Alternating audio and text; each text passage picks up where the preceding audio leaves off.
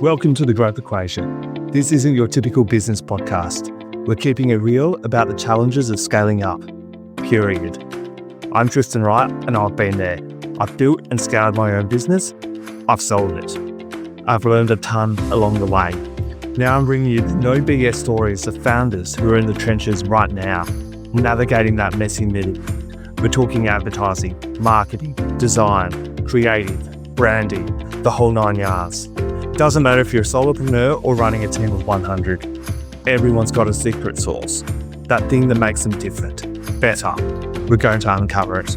So grab a coffee and let's get real.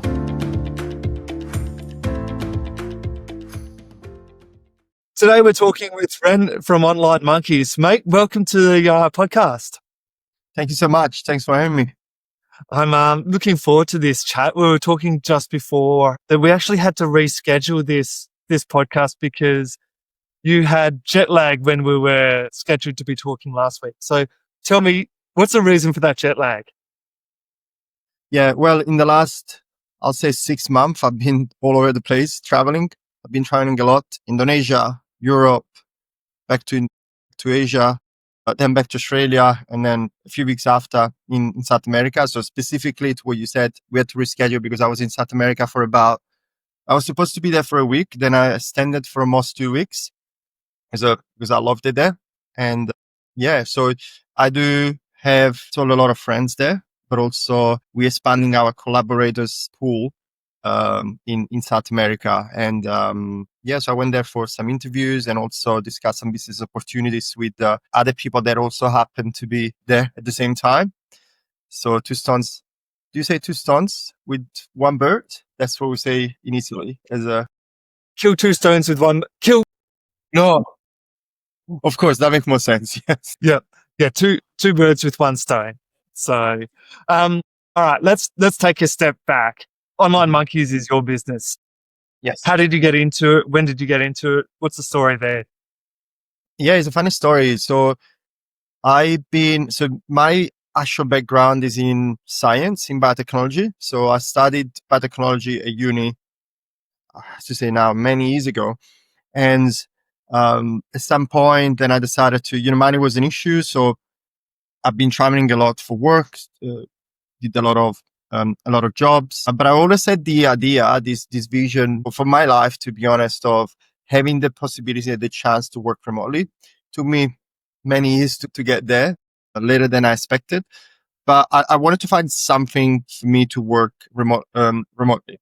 So because my first job was in hospitality, so at the time I was working in London in hospitality, I had some still in the hospitality world in Czech Republic and then in Italy. And there was an opportunity, an opening for social media marketing role.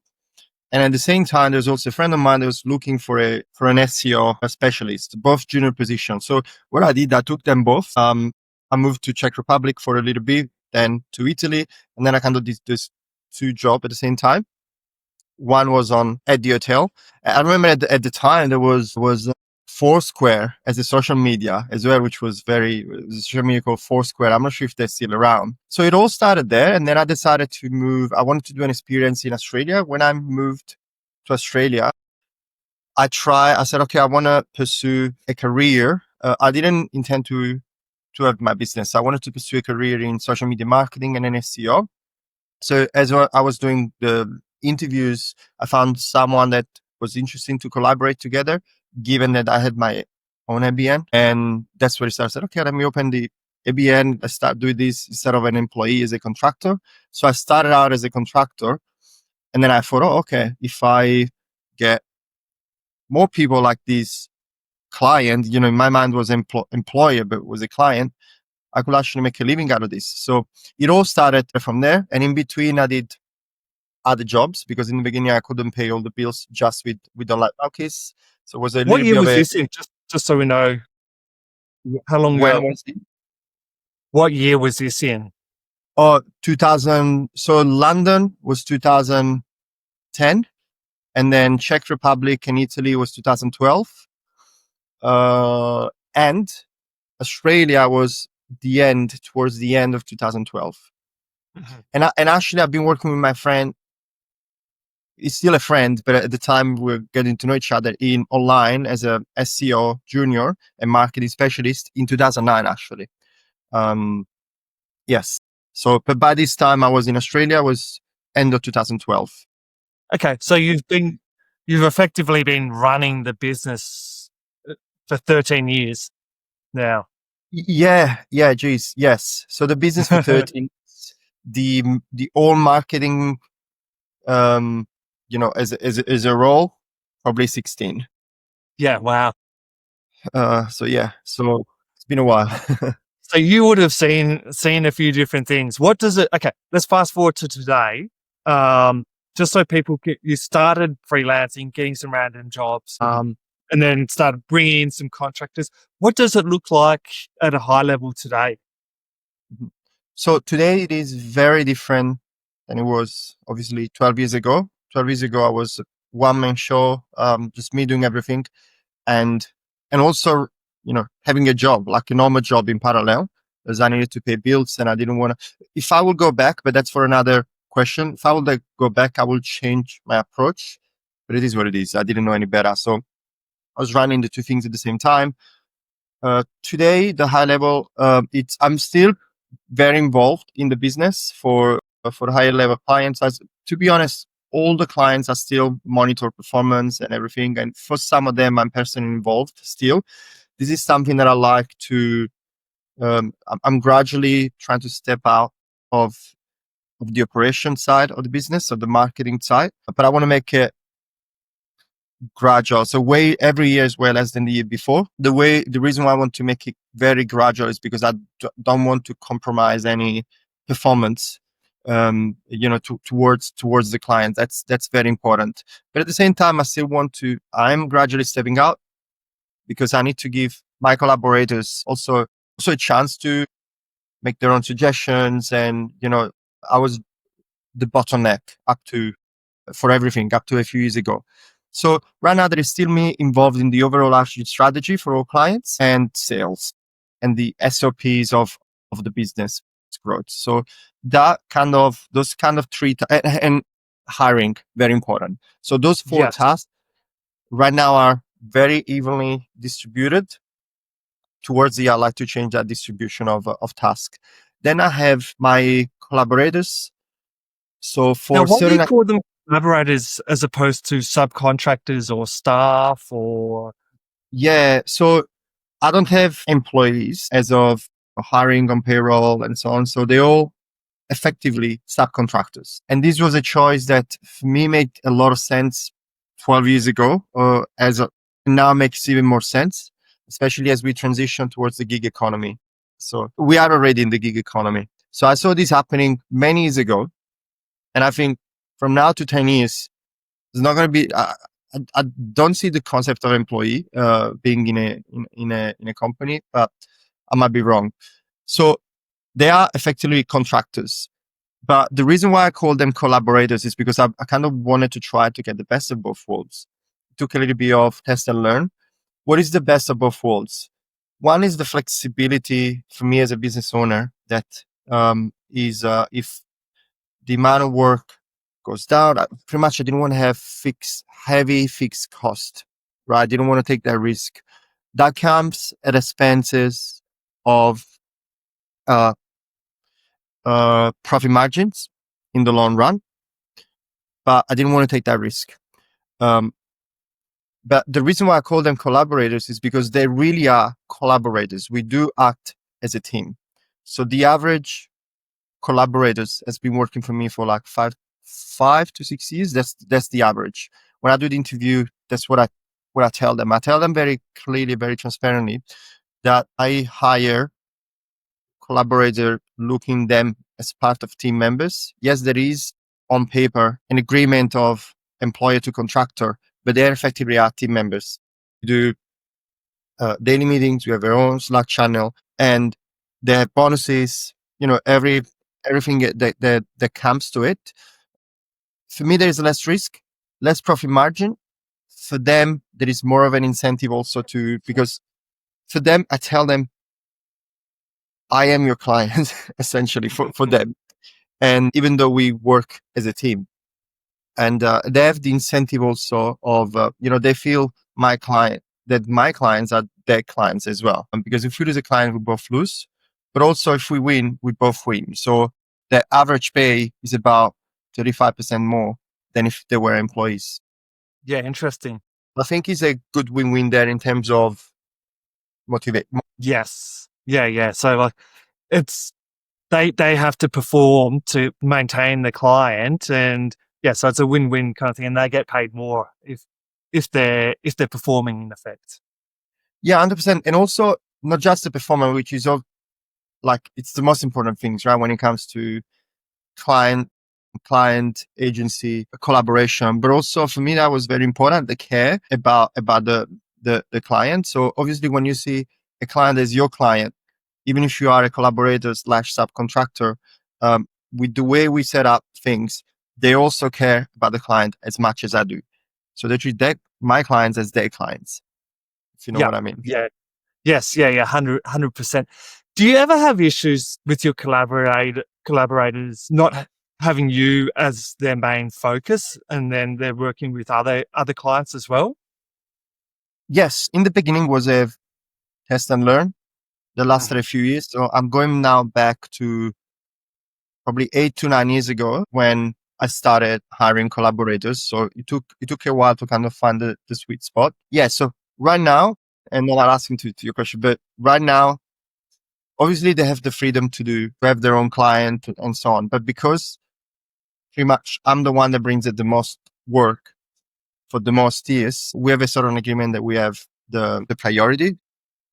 They won't get this. They can run and they have their own clients, and they have probably, but as long as it doesn't affect my clients and my work, that's very important. In the beginning, it was not like this. In the beginning, I was over diversifying because I was very afraid of losing a collaborators, and then all this work I need to find a replacement. So I had a lot of people doing little hours, but now I've condensed the team. So now we do more. So we have more clients than 9 years ago, way more clients than 9 years ago, way more work than 9 years ago. But paradoxically, the team is smaller, but they all work, pretty much they're all full time. If you look into it without overstretching them. So that's the other thing, understanding when someone is a capacity, and that's on me, because obviously from their point of view, they're never going to say they're at a capacity. Some will, but it's for me to understand, okay, I think this person's performance is decreasing. That's the capacity for this person. I need to allocate another person for the new clients. Yeah, interesting. Um, this model would have you as a bottleneck Mm, almost. Do you have customer facing collaborators, or? yes. Yeah, very important. So for a good period, for a period, pretty much our collaborators performing the work, and I was pretty much managing everyone up to the point that I went at capacity. So because I was doing all the client facing work, I knew everything that was going on for every single client in every detail, but there is only as much as someone can do, right? So no matter how many project management tools, dashboard you use, there is a limit, right, per person. So my big focus was also when I was getting people who are very good at client facing, who I can trust doing client facing. And so, yeah, so right now that part is pretty much nailed for the paid advertising, paid media. So Facebook ads, Bing ads, Google ads. So I've got very strong collaborators, not only on performance. So they're very strong and serious in what they do, but also I know they can handle obviously meetings, but also, any issues that might arise and some things like this. So that part pretty much, beside high level decisions, from that part I'm out. I'm still present, but it's more of a back end present in the background rather than in the front end. Now this is the work that I'm currently doing for SEO. So SEO, it's a bit more complex. There are so many figures. It's the nature of it, because for SEO we need we have developers, copywriters, we have technical SEO specialists, we have the project manager. There are so many people involved. And so we recently hired a person that's kind of a new experience for me, that can be the manager Mhm. for client, not only for client facing, but also for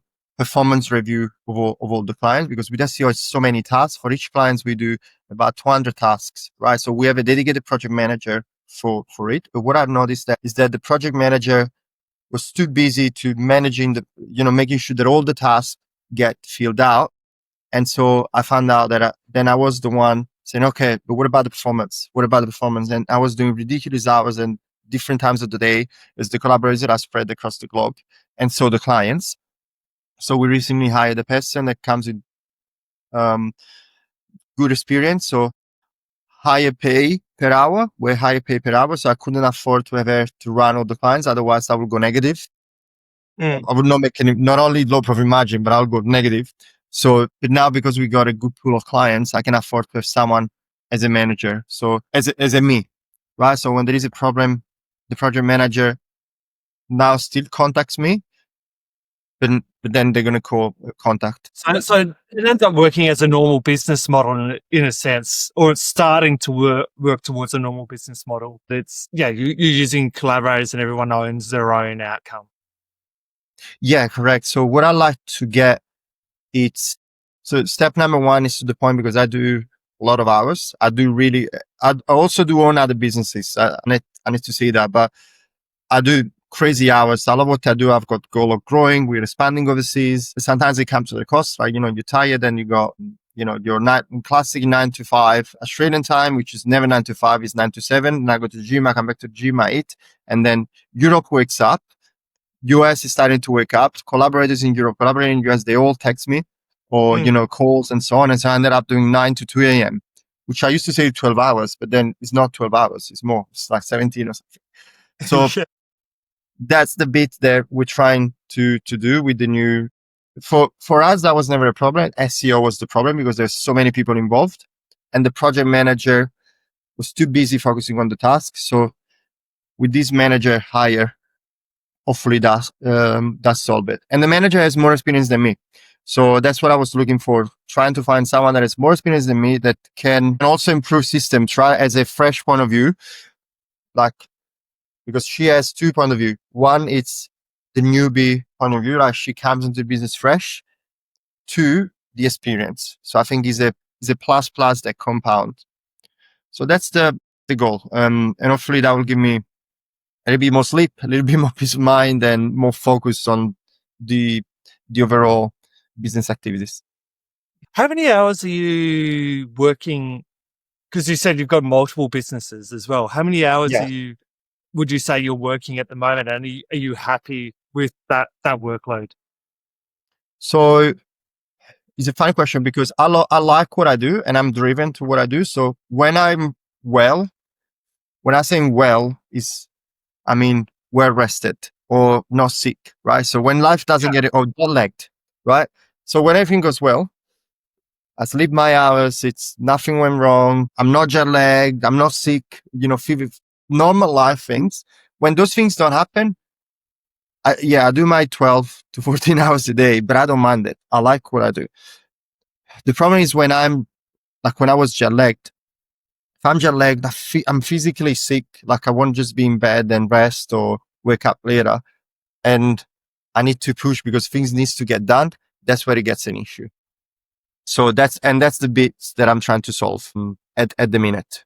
So online markets is definitely the more demanding as a business. So the other business I run, it's a telehealth clinic, psychology clinic online, and we started a property development business in Indonesia. That's why all the travels overseas. Those two, obviously, they're demanding as a business, but online markets, the marketing agency, it's because every task, it's urgent now. It's urgent from yesterday, right? Because obviously, and now it's Black Friday, right? For example, Black Friday is like exponentially, 10 times more. So yeah, online markets is definitely the more demanding as the tree, as a business. Yeah, totally.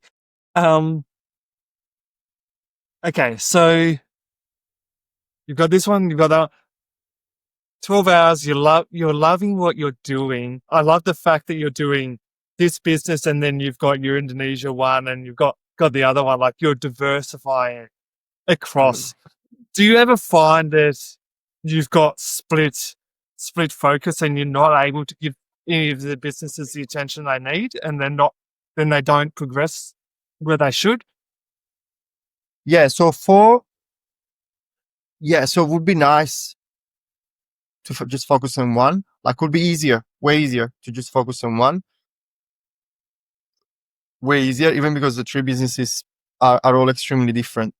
So focus, I believe I'm very good at focusing and switching focus on and off. The on and off button is very good. So when I take off my hat of Online Monkeys founder and I put the socially speaking co-founder hat, I'm very into, I can do that separation. Sometimes it's also good because it feels like a very different task. So it almost feel like a break. Obviously, I'm trying to get the best out of it, right? So the situation is what it is. It's very busy, but I'm trying to think, in the most optimistic way. But it is true. Sometimes I'm so overwhelmed by Online Monkeys. I need a break, but then stuff needs to be done. So when I do the switch, if I was planning to make the switch into socially speaking in the afternoon, for example, I'll do it a little bit earlier because so I switch kind of type of work and it feels like a break. Fortunately, the three are very different in terms of mental load. One is more analytical and can make me say the other one is more creative. The other one is so fortunately the three they activate like different part of the brain. I say one is more right brain, one is more left brain. So I say, okay, when I pass from one business to another, right side of the brain rest and the left side of the brain get activated. And so they switch. Yes, it would be easier to manage one at a time. And I guess that's probably the goal in the long run, specifically for Online Monkeys. If I find someone that can almost fully take over, probably given then performance is not compromised, there's actually is improved for my clients, because that's very, very important. And that's always important. Sometimes we do retainers for clients and we ended up offering more than what we promised. And sometimes I'm on a loss, but I'm a man of word. So I really care about my client performance. So ideally that, after 13 years, that can start, running a little bit more by itself. So then I can repeat the same process for the other two businesses. And hopefully it doesn't take me 13 years, 30 to 40 businesses. You've got to learn from each business and each activity, and build upon it. So 100%. I want to go back to, so you were in South America and a lot of that was looking for new staff. And we were talking before this conversation, and I said, were you in Colombia? Because I know there's a lot of hiring happening in Colombia, but you said no, Chile and Paraguay. So I'm really interested to learn about your experience over there, quality of people, quality of staff, how they go, your process. Yeah, absolutely. So was it a few things combined? So we are expanding to the US. We have a lot of more clients in the US now, actually, than Australia. And so we're opening in the US as well. So actually we open now in the US. So we have an LLC in the US. We have a lot of clients as well in the US. People might say, okay, but why South America? So I'll try to combine 2-3 things at the same time. I've also had some friends that happen to be there. We had a lot of activities from the US clients that require I didn't require my attention, but I wanted to be involved. I want to be on a more similar time zone for this lot of time. Plus, we're expanding the team. So I've done a bunch of interviews. And so I've combined the things in, those 3 things. And I said, okay, I can put a trip to South America, which I plan to move there, to be honest, for the future. So I plan to move to Paraguay in the future. So there is also that component. I'll be leaving Australia in February. And I'll be looking for a new home. So Paraguay could be that new home. It'll be closer to Italy, time zone wise. Could work both for Australian clients and US clients and Europe. So there are a lot of components. But I also wanted to personally meet some of the collaborators that I've interviewed online while I was considering the circumstances. I don't always interview in person because that would be very expensive, to be time consuming just to go in a country to interview someone. But since I was there, I also wanted to interview people in person. So we have a good pool of talents from South America now in general. So people are a little bit all over the world, to be honest. So we have collaborators in Australia. They look mainly after the Australian clients. And then since our client base in the US and in Europe has expanded, so we have people in South America and in Europe as well, Spain. We used to have more Italians in the team, but now pretty much most of the team is Spanish speaking. Beside me, that I'm Italian speaking, I speak a little bit as well, but now most of the team speaks Spanish. Beside me as the Italian and then the Australians that are in the team.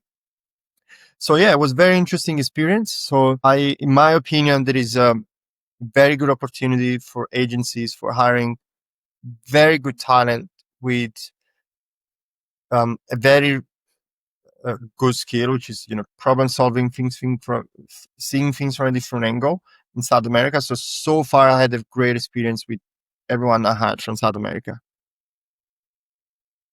Yeah, I love it. So yeah, I think going to South America, going to South Africa, two areas that we need to look into more.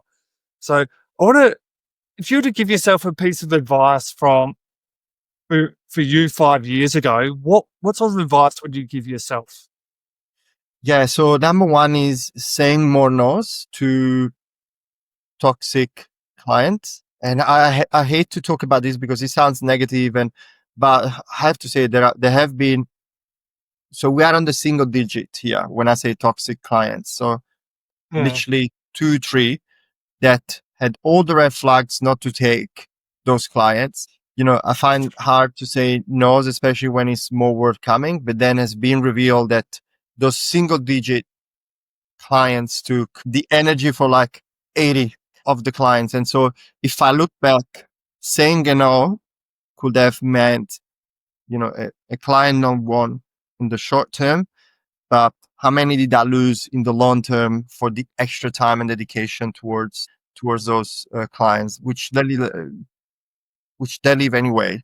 When I say toxic I just want to clarify because we are very, as an agency, we're very, like in personality, we're very strong. I don't have the words. Like we don't cry for every little thing. So of course we expect the thing is wrong. We find the clients are demanding, and it's rivalry. So when I say toxic is people not treating the staff well, people not respecting any boundaries whatsoever in terms of calls, emails. We're talking about 50 emails a day. Like that's the level of asking discounts for everything. So that's the level. Fortunately, we're in the single digits, compared to hundreds of clients.